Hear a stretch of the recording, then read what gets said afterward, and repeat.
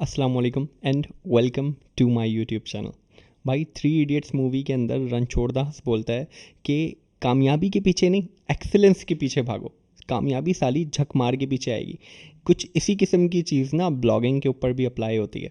और एक बहुत मेजर डिस्कशन है ब्लॉगिंग के अंदर कि what to go for, quality और क्वांटिटी।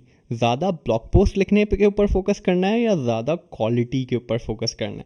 और मैं अपना ज़ाती ओपिनियन इसके ऊपर दूं तो भाई मेरा वोट क्वांटिटी के साथ है, लेकिन मेरा दिल क्वालिटी के पास है। And let me explain it to you कि हाउ आई डू इट।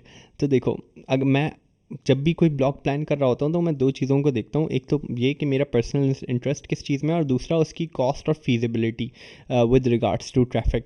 तो इन दो चीज़ों को मैं साइड बाय साइड लेके चल रहा होता हूँ। अब मैं इसके अंदर देखूँ कि मैं एक ब्लॉग पोस्ट अगर मैं 10,000 वर्ड्स का लिख दूँ, ठीक है, और दूसरा ब्लॉग पोस्ट मैं 5,000 वर्ड्स का लिख दूँ, तो इसके इसके अंदर इतनी ज़्यादा टाइम और रिसोर्सेज और एफर्ट्स इसमें इंगेज हो जाएंगे। ऊपर से अगर वो एक ब्लॉग पोस्ट या दो ब्लॉग पोस्ट ना चला तो सारा टाइम, रिसोर्सेज और एफर्ट्स सब ज़ाया हो गई। और भाई इकोनॉमिक्स 101, हमें मैक्सिमम यूटिलाइज करना है अपनी रिसोर्सेज को, मिनिमम स्कार्स रिसोर्सेज के अंदर ही हमने मैक्सिमम एफर्ट प्रोड्यूस करना है। तो ये तो उस चीज़ पे मुझे नुकसान होता हुआ दिखेगा। तो व्हाट आई डू इज़ के मैं रादर इस सिनेरियो में ये करूँगा कि मैं 1,000 वाली 10 पोस्ट्स लूँ, because every new post is a new shot, new opportunity. अब उसमें से कोई भी ब्लो हो सकता है। अब मैं 10 पोस्ट पहले पोस्ट कर दूंगा और उसके अंदर से देखूंगा कि अपॉर्चुनिटी कौन सी वाली पोस्ट के अंदर है। मिसाल के तौर पे मैंने देखा कि भाई मैंने 10 पोस्ट डाली और 3 मंथ्स के बाद या 4 मंथ्स के बाद उन 10 में से सिर्फ 3 ऐसी हैं जो कि अच्छा ट्रैफिक गेन करके दिखा रही हैं या टॉप 10 पोजीशंस में कहीं ना कहीं वो कर रही हैं। अब मैं उसके ऊपर उसको स्केल करूँगा, उसके अंदर न्यू इन्फॉर्मेशन ऐड करूँगा, टेबल्स ऐड करूँगा और ज़्यादा उसको वैल्यूएबल बनाऊँगा ताकि उसको मैं फर्स्ट पोजीशन तक लेके आ सकूँ। और दूसरी जो बचे हुए होंगे साथ, उसमें से भी देखूंगा कि कोई ऐसी ब्लॉग पोस्ट हैं जिसके अंदर शायद मैं थोड़ी सी वैल्यू और ऐड कर दूं, थोड़ा सा कंटेंट और ऐड कर दूं, स्केल अप कर दूं अपने कंटेंट को, तो शायद मैं उसमें इम्प्रूव कर सकता हूं। तो मैं पर्सनली इस अप्रोच के साथ जाऊंगा rather than going with long pillar posts. और मैं 15 पोस्ट डाल के पूरे साल के लिए बोलूँ छुट्टी। आई वुड रादर से कि भाई मैं मैक्सिमम क्वांटिटी निकालूं, प्रोड्यूस करूं और उसके अंदर क्वालिटी को स्केल करता रहूं। एक तो मेरा ये परसेप्शन होगा कि किस तरीके से मेरी स्ट्रैटेजी वर्क कर रही होगी। दूसरा कि भाई राइटिंग स्टाइल के अंदर मैं एक छोटा सा डिफरेंस लेके आता हूँ अपने तमाम कामों के अंदर। मैं ये देखता हूँ लिखते हुए भी और काम करवाते हुए भी।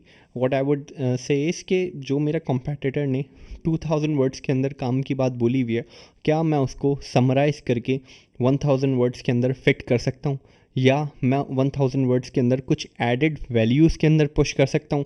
मिसाल देता हूँ मैं। अब जैसे मेरे कॉम्पिटिटर ने 2 इमेजेस यूज़ किए हैं, तो मैं कोशिश करूँगा कि कोई इन्फोग्राफिक यूज़ कर लूँ या फिर ज़्यादा रिलेटेबल इमेजेस यूज़ कर लूँ, वन। सेकंड, अगर मेरे कॉम्पिटिटर ने डेटा और टेबल्स कम यूज़ करें या करें ही नहीं है, तो मैं अपने ब्लॉग के अंदर यूज़ कर लूँ ताकि वो मेरा यूनिक सेलिंग पॉइंट बन जाए। थर्ड, मैं कोई अपने कंटेंट के अंदर फ्लफ यूज़ ना करूं।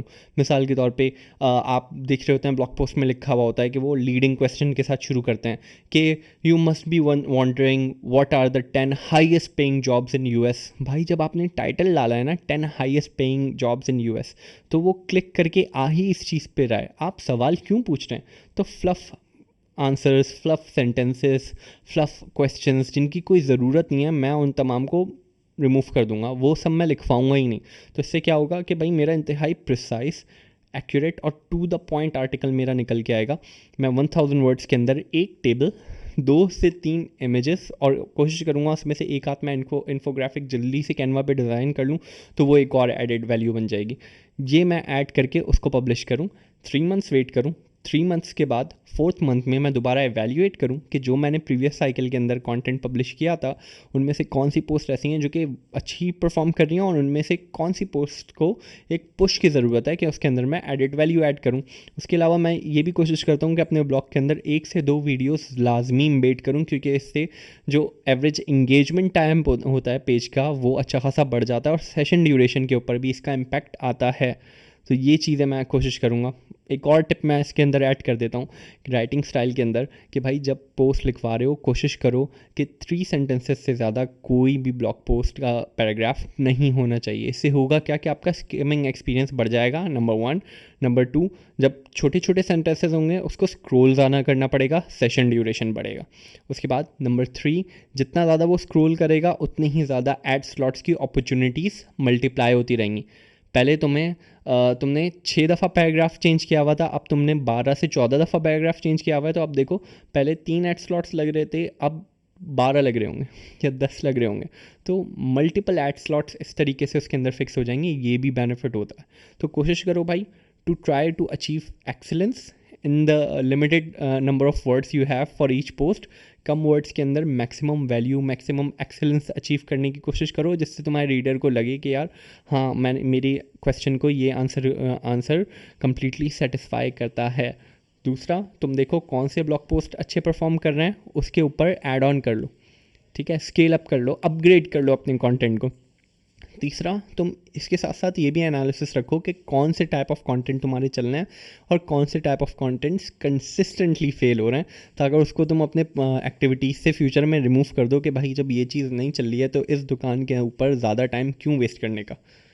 ठीक है, तो आई होप सो भाई इस साइकिल से तुम्हें काफ़ी कुछ सीखने को मिला होगा कि क्वालिटी को मैक्सिमम रखना है मिनिमम रिसोर्सेज के अंदर, और क्वांटिटी के ऊपर ज़्यादा फोकस करना है, because each post is a new opportunity.